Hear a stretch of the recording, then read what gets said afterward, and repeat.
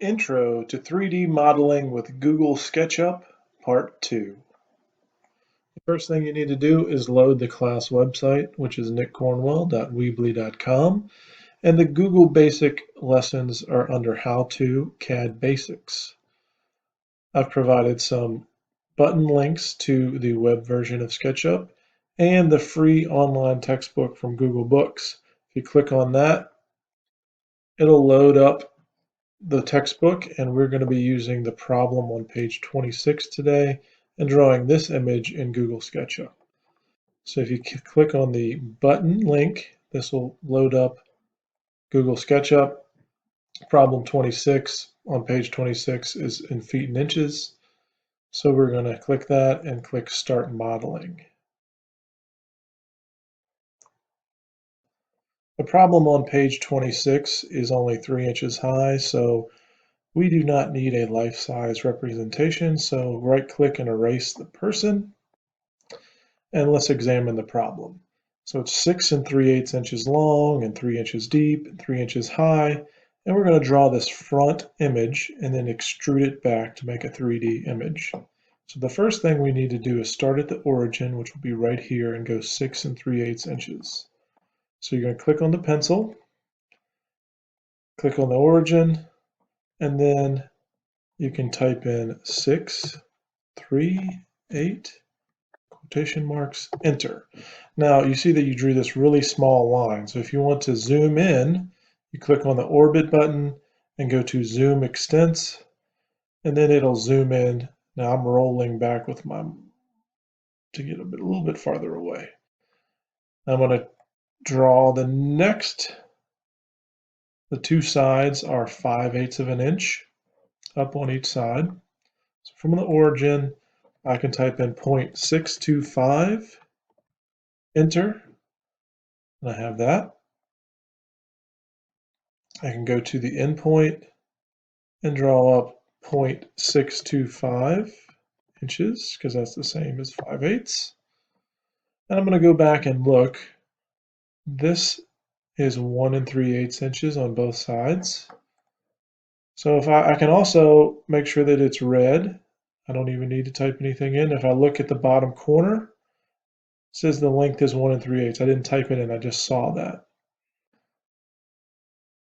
So I'm going to do the same on the other side. 1 3/8. And there we go. Now how tall is the rest? It says 2 3/8 inches tall here. So on each side.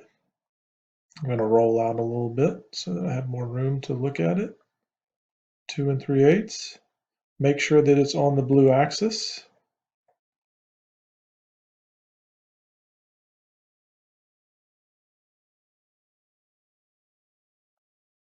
And I messed up there, so I put 2 3/16.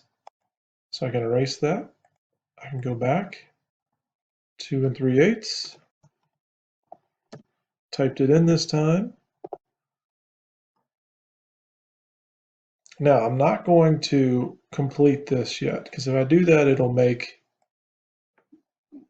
the face drawn like a piece of paper, and I do not want that right now. So I'm going to erase that. I need to make 1/2 inch segments here. So I'm going to draw a 1/2 inch.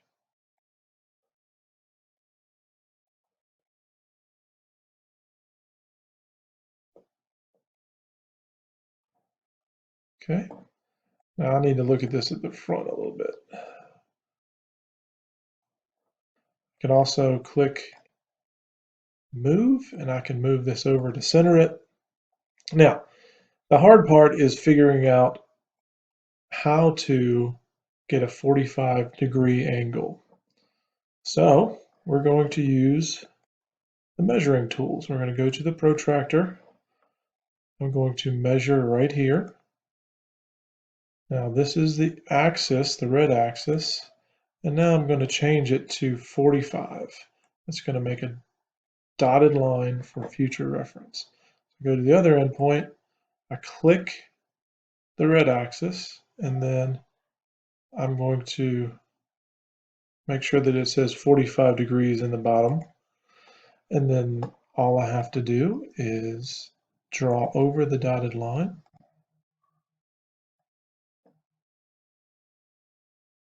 And I have made the front plane. Now it's 3 inches deep, so I can rotate this. I can use the push-pull tool, and we're almost done. I'm going to go out a distance of 3 inches, and I rotate. Now if I want to get rid of the dotted lines, I can do that as well. And I'll rotate it the other way, have made the 3D image. You're going to save this as page 26. To save this, you just click Save and enter page 26. Click Save here. It'll save it, and then you can turn that link into Google Classroom for credit.